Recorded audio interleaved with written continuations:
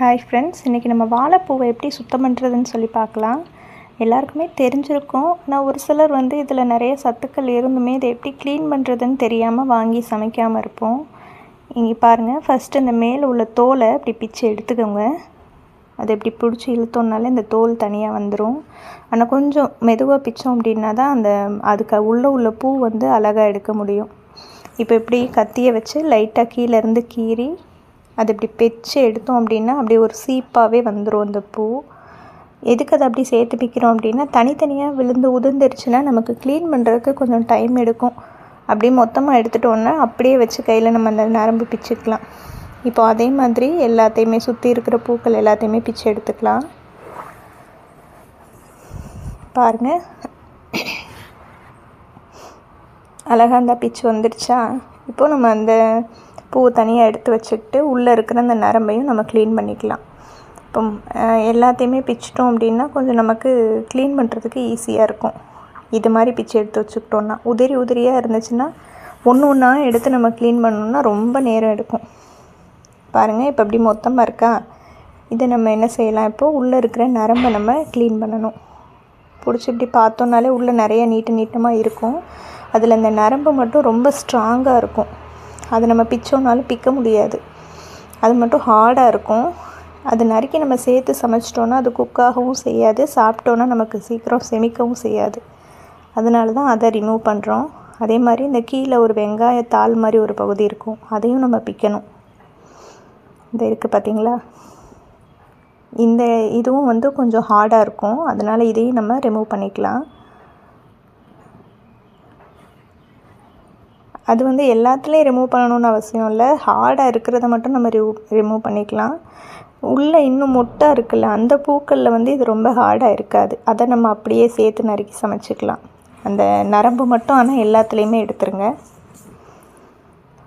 பிடிச்சி இப்படி கையில் நல்லா அழுத்தி இழுத்தோன்னாலே அந்த நரம்பு வந்துடும்.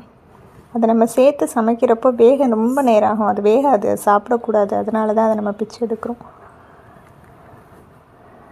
ஃபுல்லாக க்ளீன் பண்ணிவிட்டு நம்ம குட்டி குட்டியாக நறுக்கிக்கலாம்.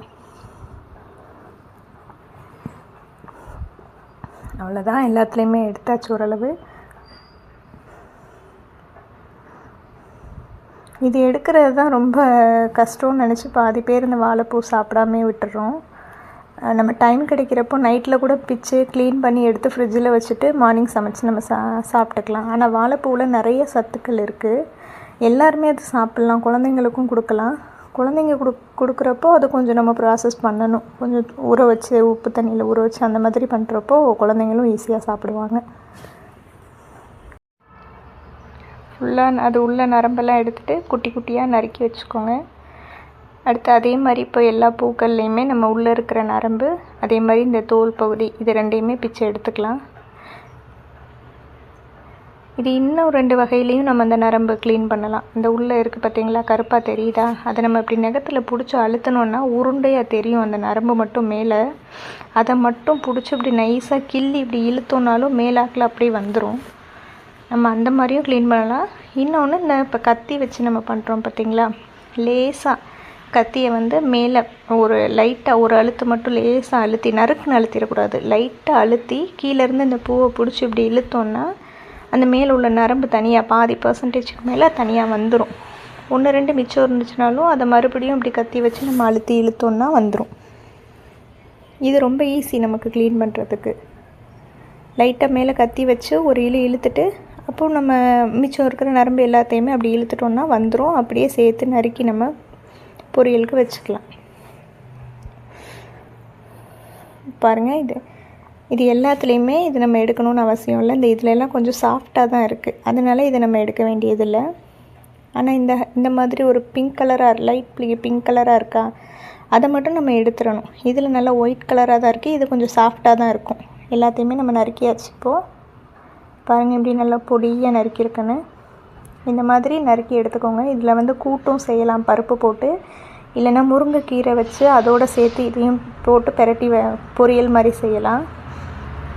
உங்களுக்கு எப்படி பிடிக்குதோ அப்படி செஞ்சு நம்ம சாப்பிட்டுக்கலாம். அதே மாதிரி இதோடு கொஞ்சம் உப்பு போட்டு ஊற வச்சு கொடுத்தோன்னா குழந்தைங்களுக்கு துவர்ப்பு இல்லாமல் சாப்பிட்ற மாதிரி இருக்கும். பாருங்கள். இப்போ உப்பு போட்டு நம்ம எப்படி ஊற வைக்கிறது சமைக்கிறதுக்குன்னு சொல்லி பார்க்கலாம்.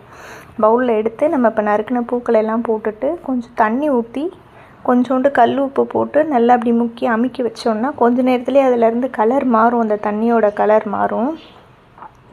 பார்த்திங்கன்னா தெரியும், லைட்டாக ஒரு மாதிரி கலர் பிளாக் கலருக்கு மாறி இருக்குது. அப்போ அதில் உள்ள துவர்ப்பெல்லாம் கொஞ்சம் கொஞ்சமாக இறங்கிருச்சு. ஒரு 10 நிமிஷம் போல் வச்சுட்டு அப்புறமா புழிஞ்சு எடுத்துட்டு நம்ம அதை பொரியலுக்கு யூஸ் பண்ணோன்னா துவர்ப்பு இருக்காது. அவ்வளோதான். நம்ம இன்றைக்கி வாழைப்பூ எப்படி க்ளீன் பண்ணுறதுன்னு பார்த்தோம்.